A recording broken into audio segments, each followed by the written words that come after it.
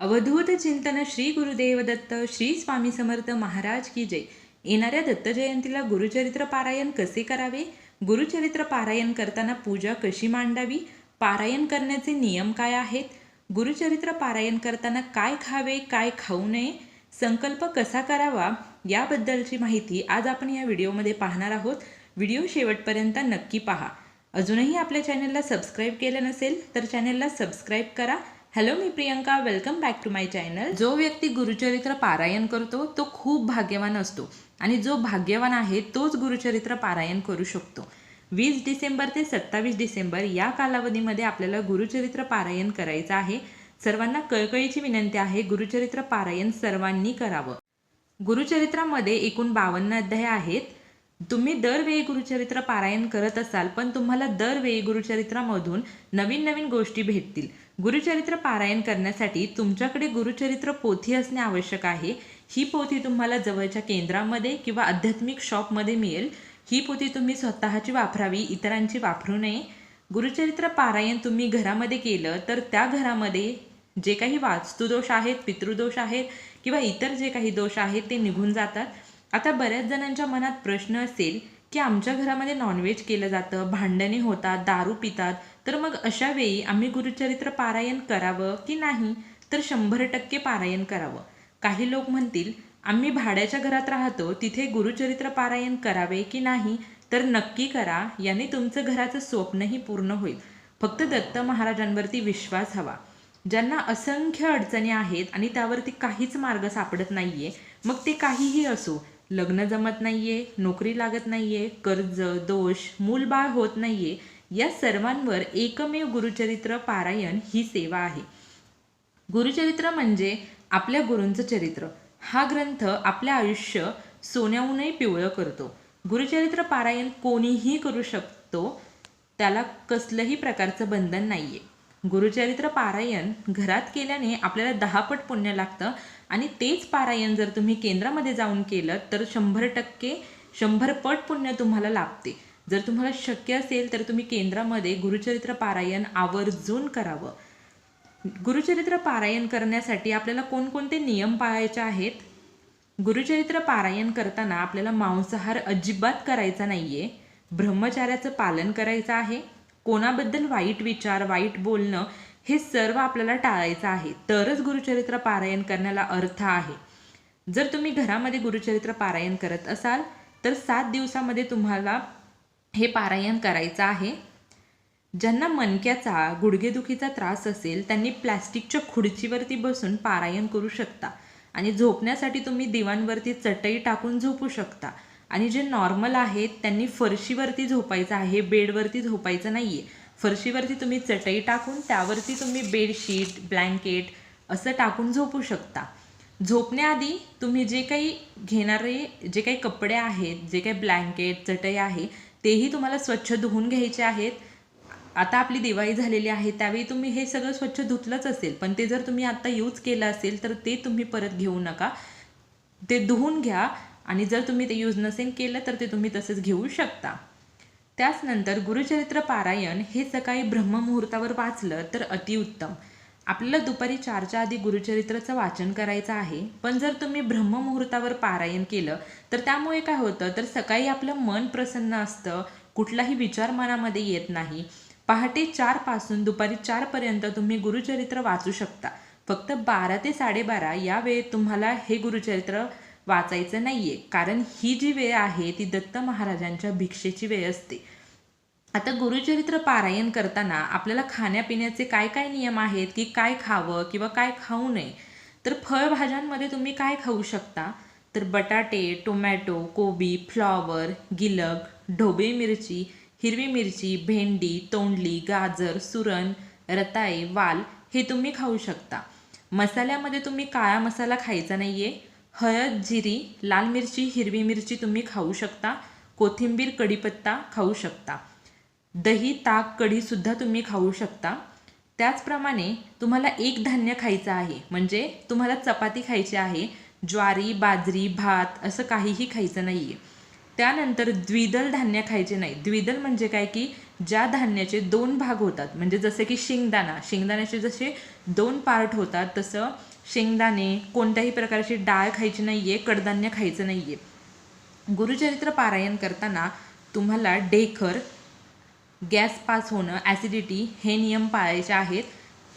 ढेकर येऊ नये म्हणून, गॅस पास होऊ नये म्हणून, ॲसिडिटी होऊ नये म्हणून तुम्हाला काळजी घ्यायची आहे. आता काही जणांना शेपू खाल्ली की ढेकर येतात, तर अशा वेळी तुम्ही शेपू खाऊ नका. ज्यांना नसतील येत ते खाऊ शकतात. आणि कांदा लसूणही तुम्हाला वर्ज्य आहे. कांदा लसूण अजिबात पारायण करताना खायचं नाही आहे. पालेभाज्यांमध्ये तुम्ही मेथी, शापू, लाल माठ, सुरण, काकडी, गाजर, पालक हे खाऊ शकता. त्याचनंतर तुम्हाला बाहेरचे पदार्थ खायचे नाहीत. मैद्याचे पदार्थही खायचे नाहीत. त्याच्यामध्ये खारी, बिस्किट, टोस्ट किंवा जे पण मैद्याचे पदार्थ आहेत ते तुम्हाला खायचे नाही आहेत. ज्यावेळी तुम्ही गुरुचरित्र पारायण कराल त्यावेळी गुरुचरित्र पारायण झाल्यानंतर तुम्हाला रोज संध्याकाळी विष्णू सहस्त्रनामचं पठण करायचं आहे. विष्णू सहस्त्रनामचं पठण का करायचं आहे? दिवसभरात तुमच्याकडून ज्या काही चुका झाल्यात त्या सुधारण्यासाठी किंवा त्यांची क्षमा म्हणून विष्णू सहस्त्रनाम तुम्ही पठण केलं तर त्याची क्षमा तुम्हाला मिळते. दत्त जयंतीच्या या सप्ताहामध्ये जर तुम्ही गुरुचरित्राचं पारायण केलं तर 7 दिवसात तुम्हाला अनुभव आल्याशिवाय राहणार नाही. गुरुचरित्र पारायण करताना पूजा कशी मांडावी हे आपण पाहणार आहोत. ज्या ठिकाणी तुम्हाला गुरुचरित्र पारायण लावायचं आहे, जर तुम्ही ती घरात लावत असाल तर त्या ठिकाणची जागा स्वच्छ करावी. तुमचं घरही स्वच्छ करावं. त्यानंतर तुम्ही एक चौरंग घ्या. त्या चौरंगावरती तुम्ही लाल किंवा पिवळं वस्त्र अंथरा. त्यावरती जर तुमच्याकडे दत्त महाराजांचा फोटो असेल तर तो स्वच्छ पुसून घ्या. मूर्ती असेल तर त्याचा अभिषेक करून घ्या. किंवा जर तुमच्याकडे दत्त महाराजांचा फोटो किंवा मूर्ती नसेल तर तुम्ही स्वामी समर्थ महाराजांची मूर्ती किंवा फोटो घेऊन सेम प्रोसेस करायची आहे आणि तुम्ही तो ठेवून द्या. त्याच्यानंतर तुम्हाला एक कलश घ्यायचा आहे. कलशामध्ये पाणी, पैसे, सुपारी, हळद, कुंकू, अक्षता, फूल घ्यायचं आहे. त्याच्यावरती तुम्हाला विड्याची 5 किंवा 7 पाने किंवा तुम्ही आंब्याची डहाळी घेऊ शकता आणि वरती नारळ ठेवायचा आहे. या कलशाच्या खाली तुम्हाला तांदळाची रास काढायची आहे आणि त्याच्यावरती तुम्हाला हा कलश ठेवायचा आहे. कलशावरती स्वस्तिक काढून घ्या कुंकवाने आणि तुम्ही कुंकू आणि हळदीच्या रेषाही तुम्ही कलशाला ओढू शकता आणि हा कलश त्या ठिकाणी आपल्याला ठेवायचा आहे. तुम्ही दत्त महाराजांच्या मूर्ती किंवा फोटोसमोर किंवा तुमच्याकडे स्वामी समर्थ महाराजांचा फोटो किंवा मूर्ती असेल तर त्यासमोर तुम्ही खडीसाखर एका छोट्या वाटीमध्ये नैवेद्य म्हणून ठेवू शकता. त्यानंतर तुमच्याकडे एक छोटासा जो कलश असतो देवाला पाणी ठेवण्यासाठी, त्या कलशमध्ये तुम्ही पाणी ठेवू शकता आणि जरी तुमच्याकडे कलश नसेल तरी तुम्ही तुमच्या घरातल्या एखाद्या पेल्यामध्येही तुम्ही पाणी ठेवू शकता. अखंड दीप लावायचा आहे. धूप, अगरबत्ती लावायची आहे. तुमच्या यथाशक्तीनुसार तुम्ही त्या ठिकाणी फळेही ठेवू शकता. चौरंगाच्या समोर तुम्हाला एक पाट मांडायचा आहे. त्याच्यावरती ही वस्त्र अंथरून तुम्ही त्यावरती गुरुचरित्राची पोथी ठेवावी व ती नेहमी झाकून ठेवावी. जेव्हा तुम्ही वाचणार आहात तेव्हाच ते कापड बाजूला काढावे. या सर्व पूजेवरती हळद, कुंकू, अक्षता, फुले वाहावीत.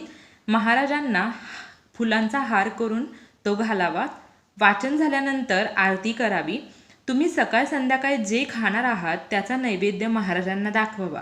जर तुम्ही सकाळचं संध्याकाळी खाणार असाल तर अशा वेळी तुम्ही एखादं फळ किंवा खडीसाखर महाराजांना नैवेद्य म्हणून ठेवू शकता. कोणतंही पारायण करण्याआधी संकल्प करून ते पारायण केलं तर त्या पारायणाचं आपल्याला फळही मिळतं आणि ते पारायण पूर्ण होतं. तर पारायण करण्याआधी संकल्प कशा प्रकारे करावा तर ते आपण जाणून घेऊया. संकल्प करण्यासाठी सर्वात प्रथम तुम्ही जिथे पूजा मांडलेली आहे त्या ठिकाणी तुम्हाला आसनावरती बसायचं आहे. उजव्या हातामध्ये थोडंसं पाणी, त्यामध्ये हळद, कुंकू, अक्षता आणि फूल घ्यायचं आहे. तुम्ही महाराजांना तुमचं नाव, तुम्ही कुठे राहता, तुमचं गोत्र काय आहे, जर तुम्हाला गोत्र माहीत नसेल तर तुम्ही काश्यप बोलू शकता, हे सांगून तुम्ही हे पारायण का करत आहात त्यासाठी तुमची जी काही इच्छा आहे, जी काही मनोकामना आहे की ज्यासाठी तुम्ही हे पारायण करत आहात ते तुम्ही महाराजांना सांगायचं आहे. आणि हे पारायण करण्यासाठी तुम्ही महाराजांची 7 दिवसामध्ये कोणती सेवा करणार आहे किंवा तुम्ही कशा प्रकारे पारायण करणार आहे हेही तुम्ही महाराजांना सांगायचं आहे. महाराजांकडे तुम्ही हात जोडून प्रार्थना करायची आहे की महाराज, माझं हे पारायण 7 दिवसासाठी मी जे काही पारायण करत आहे, मी जे काही ठरवलं आहे ते माझ्याकडून पूर्ण करून घ्या. निर्विघ्नपणे हे पारायण माझ्याकडून करून घ्या. हे पारायण करताना जर माझ्याकडून काही चुकलं तर मला क्षमा करा आणि माझी अशी अशी इच्छा आहे ती पूर्ण करा, असं म्हणून ते पाणी ताम्हणामध्ये सोडून द्यायचं आणि महाराजांना नमस्कार करायचा. कोणतंही पारायण संकल्प केल्याशिवाय पूर्ण होत नाही, त्यामुळे पारायण करताना संकल्प करणं गरजेचं आहे आणि संकल्प केल्याशिवाय कुठलंही पारायण तुम्ही करू नका. आणि हा जो काही संकल्प असेल किंवा जे काही तुम्ही वाचन करणार असाल ते फक्त आणि फक्त आसनावरती बसूनच करायचं आहे. तर अशा प्रकारे आपण गुरुचरित्र पारायण करण्यासाठीचे सर्व नियम, सर्व अटी, सर्व माहिती या व्हिडिओमधून पाहिलेली आहे. तुमच्या सर्व चांगल्या इच्छा स्वामी महाराज, दत्त महाराज पूर्ण करोत, हीच त्यांच्या चरणी प्रार्थना करते. श्री स्वामी समर्थ.